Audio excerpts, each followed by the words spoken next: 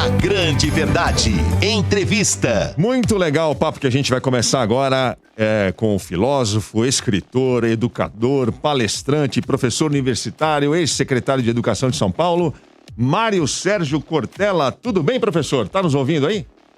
Ouço com alegria. Você sabe que uma das coisas boas é quando a gente ainda está num beco com saída, né? E nós ainda estamos num beco com saída, e eu também. Por isso, sim, ouço, acompanho e quero seguir. Muito bom ter a sua presença hoje aqui. Temos muitas perguntas. Você é uma espécie assim de oráculo. A gente sente que a gente pode perguntar qualquer coisa e você vai saber responder. Posso perguntar qual é a diferença entre um protozoário e o vírus? Se quiser comparar um ser que não é considerado vivo, que é o vírus, com um ser que é um ser vivo, que é um protozoário, é uma comparação curiosa, mas sim, pode perguntar. Eu não sei a resposta completa, mas como eu sou da área de filosofia, eu vou indagar, né, de modo mais expressivo. Não, tudo bem, tranquilo. É só uma brincadeira pra gente descontrair. Deixa eu começar? Pode começar, Juliana Fratini. Engatar. Vai lá, para Juliana. engatar no assunto, não era nem essa pergunta que eu queria fazer a princípio, tomara que dê tempo de a gente fazer umas duas. Mas, Mário Sérgio, você poderia falar um pouquinho mais para a gente sobre essa questão passional das ideologias? O que alimenta o coração de um ideólogo, né? Se não uma crença muito forte, muito passional, um desejo de um objeto, de um objetivo, de ver aquela inspiração dele concretizada, e realmente não adianta mostrar fatos, ele é um ser apaixonado por aquilo que ele acredita. Olha que coisa, Juliana, né? Como a Bárbara falava agora há pouco, né? A ideia de fanatismo. Né? Qualquer pessoa fanática, em qualquer área, a palavra fanática está ligada à religião. Fanos é exatamente templo, né? No latim antigo. Então, uma pessoa fanática é aquela que tem uma obsessão e uma entrega, que é absolutamente marcada pela não necessidade de raciocínio, né? De argumentação. Ela, de fato, se coloca, né? Na direção que está, como se houvesse necessidade alguma, né? De qualquer tipo de anteparo, de reflexão. Nesse sentido, nenhum e nenhuma de nós é imune à obsessão, né? A obsessão, quando ela acontece no campo ideológico, ela costuma trazer grandes desastres, porque, afinal de contas, uma coisa boa da ideologia é você ser capaz de recompor as ideias que tem e até aperfeiçoá-las ou abandoná-las. Uma ideologia inteligente é aquela que se revitaliza, mas uma ideologia tacanha, fechada, restrita, é aquela que é obsessiva. E você usou uma expressão que eu gosto, que é a ideia de apaixonado. Eu digo sempre, a paixão é a suspensão temporária do juízo. Né? A paixão é a suspensão temporária do juízo. Por exemplo, alguém me pergunta, você é apaixonado pela filosofia? Eu digo, já fui. Né? Hoje eu tenho por ela mais um amor do que, de fato, uma paixão, porque a paixão captura, ela incendeia, ela obscurece a capacidade, né, de alguns raciocínios e ela te impulsiona. Mas se ela perdura muito tempo, ela desgasta, né, ela esgota. Nesse sentido, acho que a ideologia, quando marcada por uma obsessão apaixonada, ela não se reinventa e ela acaba, assim, né, fazendo com que haja uma regressão, né, da capacidade de presença mais consciente na vida. E de desenvolvimento, né? De ideias novas, sem né? dúvida. De flexibilidade. Fica com um grande passado pela frente, como dizia o Milor Fernandes, está com um grande passado pela frente. Bárbara. Professor Cortella. Opa! Pois é, aqui estamos, né? Porque temos que prestigiar a autoridade e a hierarquia, que é uma coisa que faz muita falta hoje em dia, e eu gosto muito de fazer isso. Então, aqui eu trato o senhor por professor Cortella com muito... Por que a oposição não consegue capturar e operar essas ferramentas que movimentam a emoção nas pessoas, como o Goebbels movimentava a emoção, como Hitler movimentava e como Steve Bannon, a Cambridge Analytica, o Trump, essa gente toda aprendeu a fazer. E o Bolsonaro faz, o Carluxo faz com muito talento, com muita maestria. Eles conseguem realmente operar essas ferramentas na rede social, em tudo quanto é lugar, porque você vê que apesar da catastrófica administração do governo Bolsonaro, eles ainda têm toda essa gente indo atrás dele, seguindo ele. Ele é um fenômeno. Então, eu queria saber por que a oposição não consegue operar essas ferramentas. De uma certa maneira, há um pudor, Bárbara, eu acho, por parte de muita gente que hoje faz parte da oposição dentro da democracia brasileira, de entrar dentro de um circuito de ação num modus operandi que lida menos com a racionalidade e mais com a emocionalidade. Nós temos uma herança iluminista em grande escala. A nossa sociologia, sabe bem a Juliana, sabe disso o Tognoli, ela é de herança francesa. E esse modo francês de fazer não só o pensamento, construir a ideologia, propor o modo de relação dentro daquilo que é o jogo de forças e poderes, tem que estar marcado um pouco pelo iluminismo do século XVIII e pelo positivismo do século XIX, em que haveria necessidade do império da razão. Ora, se nós olhamos em grande escala, alguns movimentos que se faz hoje no Brasil, eles pareceriam absolutamente desnaturados, desarruazados, isto é, não teriam nada de racionalidade. Você diz, isso não faz sentido, né? Mas isso surpreendeu e surpreende em larga escala um outro modo de fazer coisas que se assemelham, e você lembrava tanto o nazismo, né, dentro do século XX, quanto outras perspectivas em que há uma recusa, eu imagino, de parte da oposição em fazer esse mesmo jogo de emoções, né? Quase que ressuscitando aí o Wilhelm Reich, não trabalhar a psicologia de massa e do fascismo, né, para pegar um título de um livro dele.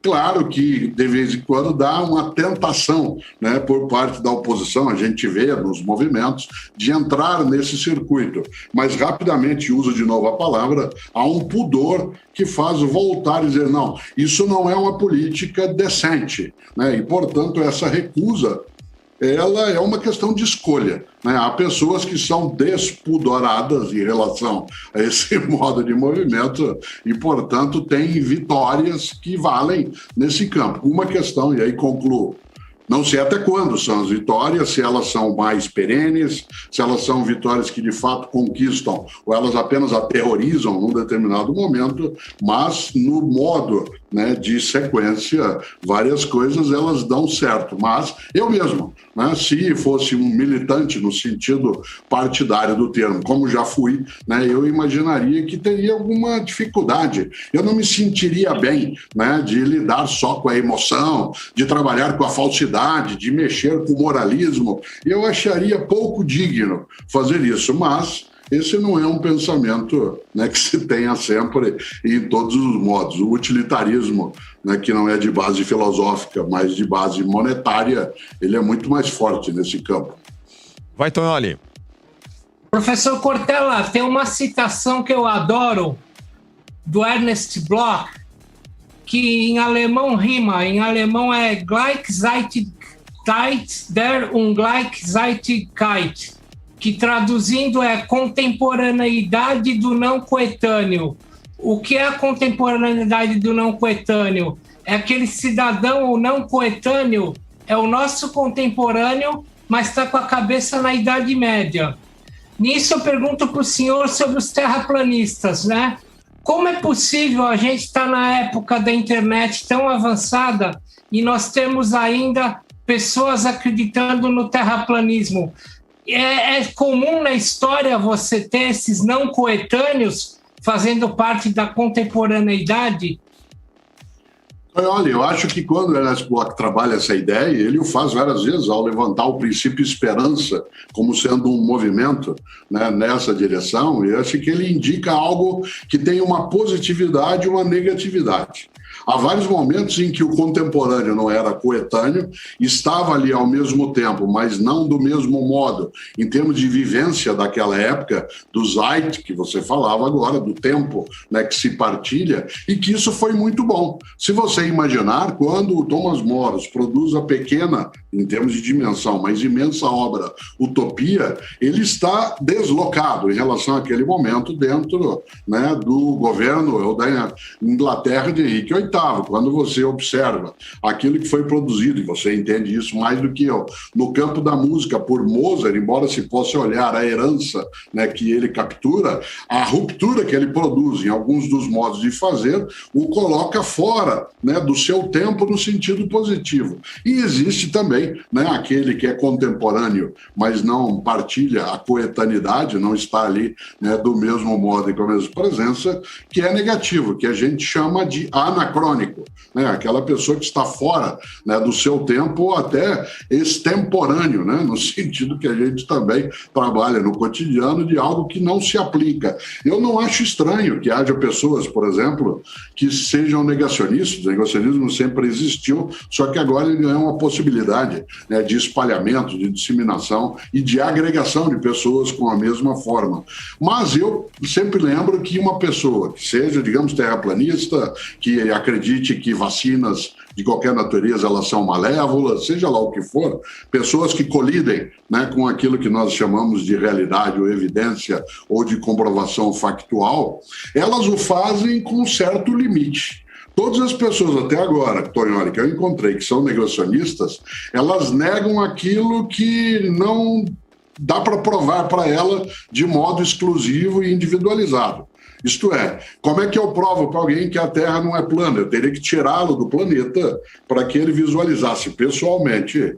Isso tem um custo meio alto, né? Como é que eu faria para provar que vacina ela não faz mal? Era só deixar uma geração, né, sem o uso de uma vacina de qualquer natureza. Agora, eu não conheço ninguém que seja negacionista e diga assim, eu não acredito nessa ideia de que o ser humano não pode voar por si mesmo. Porque é fácil comprovar, é só ela saltar de um prédio e aí a comprovação é imediata. Por isso, o negacionismo ele funciona como uma abstração, né? Mas na hora, é sempre a negação vem em cima daquilo que não pode ser imediatamente provado.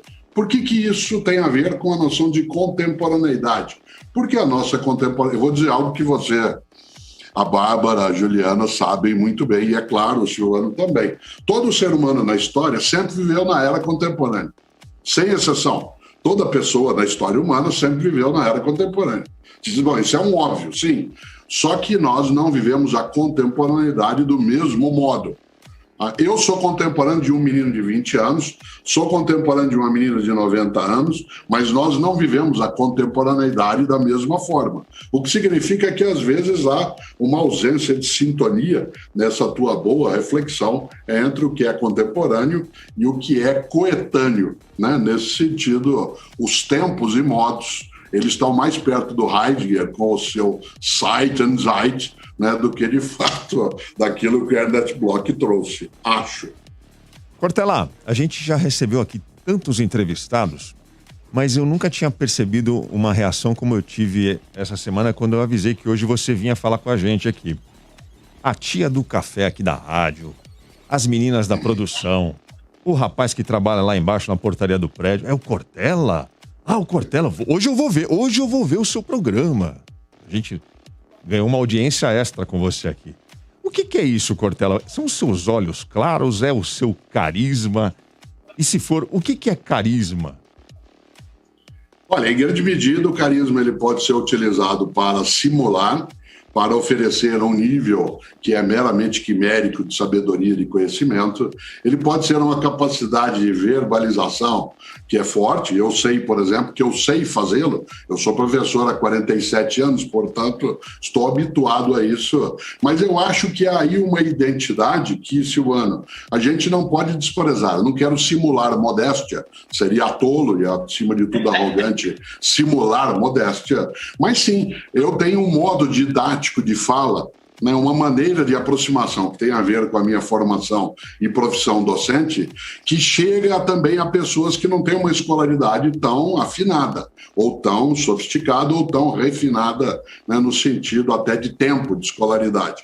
E eu sei porque eu me esforço, né, há bastante tempo para não deixar a filosofia enclausurada dentro do mundo acadêmico. Eu sou acadêmico, fiquei 35 anos na PUC São Paulo, nela me aposentei como professor titular titular em 2012, passei por todos os rituais do mundo acadêmico, banca, mestrado, doutorado, concurso, mas eu tenho um gosto imenso de fazer a filosofia chegar até as pessoas que não obrigatoriamente têm essa escolaridade. E daí, o meu gosto de falar em rádio, falar em televisão e em ter presença, inclusive naquilo que se chama de programas populares, isso há mais de 30 anos, né, em vários momentos, que é ouvido por uma parcela da população. Por isso esse afago, né, que você faz agora, que é agradavelmente exagerado, mas ele não deixa de ser agradável. Não é não. Ele não é. Mas ele resulta de tem uma pergunta aqui que é complicada, porque acompanhando a trajetória do Mário Sérgio, realmente ele se descolou da narrativa acadêmica, das estruturas acadêmicas, no modo de se comunicar, sobretudo com seus pares, e elevou esse conhecimento para ambientes mais populares. Então, ele conseguiu romper com uma cultura fechada entre pares, porque valorizava-se e ainda valoriza-se muito dos que estão ali ocupando um espaço de poder e de lideranças intelectuais. Ele rompe com esse padrão. A capacidade de comunicação dele, né? Se destaca muito. Sim. Mas sim, faz a sua pergunta aí, Juliana. Rompe. Você queria fazer uma segunda pergunta?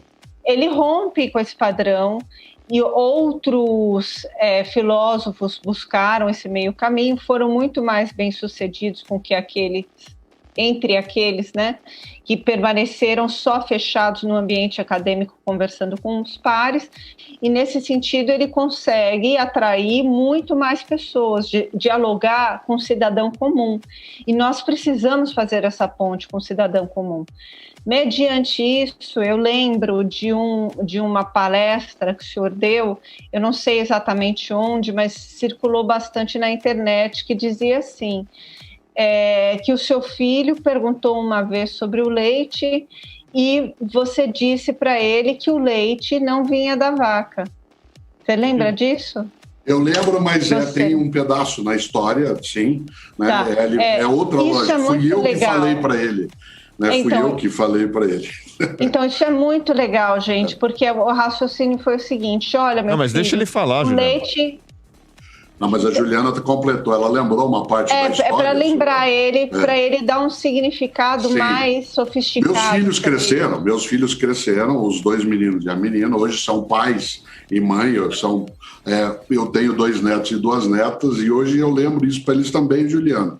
Todos os meus filhos, quando cresciam, ao chegar aos 12 anos de idade, eu dizia a eles, no dia que você fizer 12 anos, eu vou te contar qual é o segredo da vida.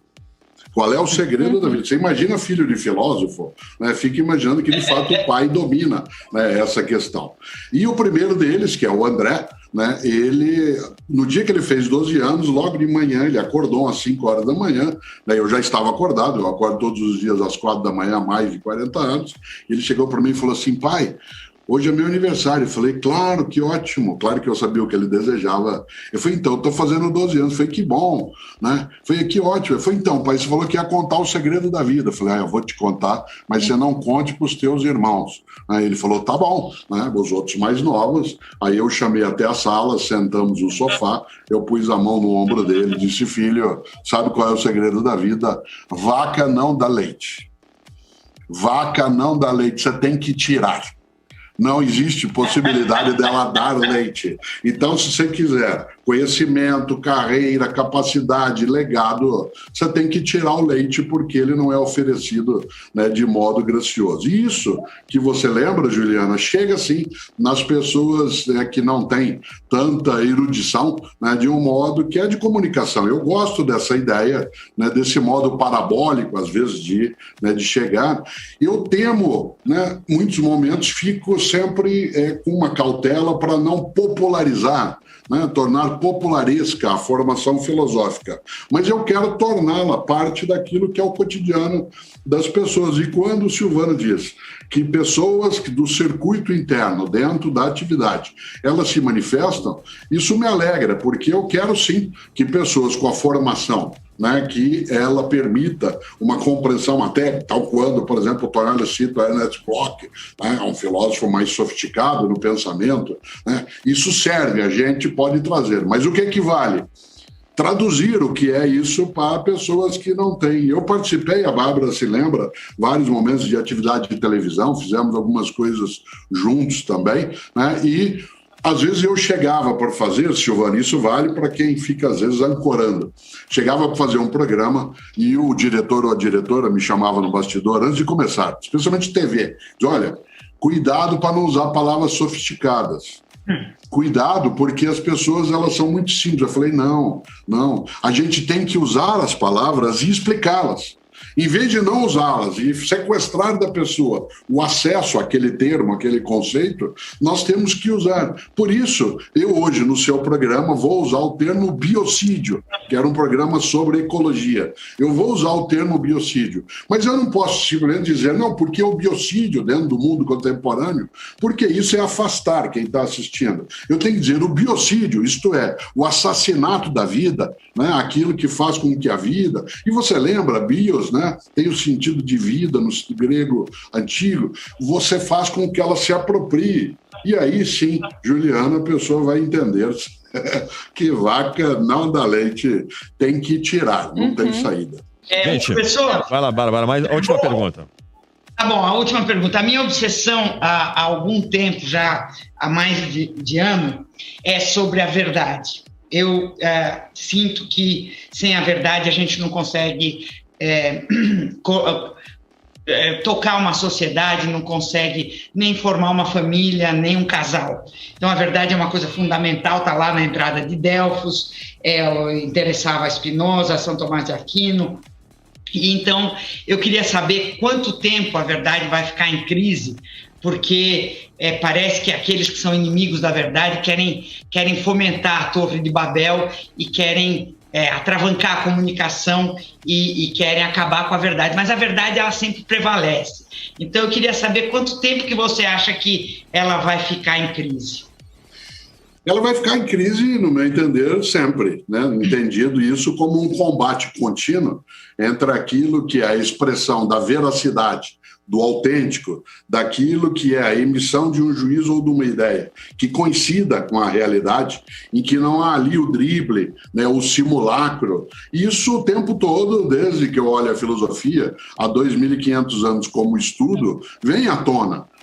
As palavras são um terreno forte para esse tipo de combate, né? O modo da linguagem, a expressão da comunicação fazem com que o conceito de uma verdade que seja de fato, né, indubitável, né, que seja aceito por todas e todos, ele não aparecerá. Eu vou recorrer, Bárbara, a uma pessoa que às vezes parece fora de moda, no campo da política, sem dúvida, mas na filosofia nem sempre, que é Lenin. Né, Lenin, certa feita, perguntaram a ele se existia a verdade absoluta. Isto é, aquela que é indiscutível. Ele disse sim, a verdade absoluta será a soma de todas as verdades relativas no fim da história. Isto é, no dia que a história humana terminar e, portanto, nada mais puder ser debatido, contraposto, discutido, aí nós chegaremos à verdade, né, absoluta. Enquanto esse processo acontece, a verdade também é um território de disputa, né? Eu não temo esse tipo de discussão. Se você observa, Aristóteles foi aluno de Platão por 20 anos e tinha por seu mestre um amor imenso, mas quando produziu sua concepção, produziu contra Platão.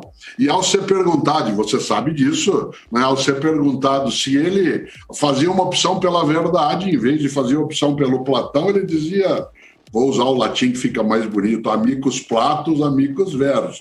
Eu sou mais amigo, né, da verdade do que do Platão. Se isso vale para duas personalidades, né, como Platão e Aristóteles, você imagine. O que você e eu não gostamos é o simulacro, é a má intenção, é alguns quererem confundir mentira com engano, porque eu posso ter enganos, mas mentira é sempre deliberada, ela tem uma outra intenção, e nesse sentido, acho que a tua preocupação é boa, afinal, agora concluo, aletheia, né, diziam os gregos antigos, significa aquilo que não é esquecível. né, que não é esquecível, e nesse sentido a gente não pode, né, deixar de lado essa concepção. Mas eu continuo com Descartes, que colocava dúvida metódica sobre todas essas coisas, pelo menos para a gente poder pensar melhor. Né? Afinal, como digo eu em algumas das minhas atividades, pensar bem nos faz bem.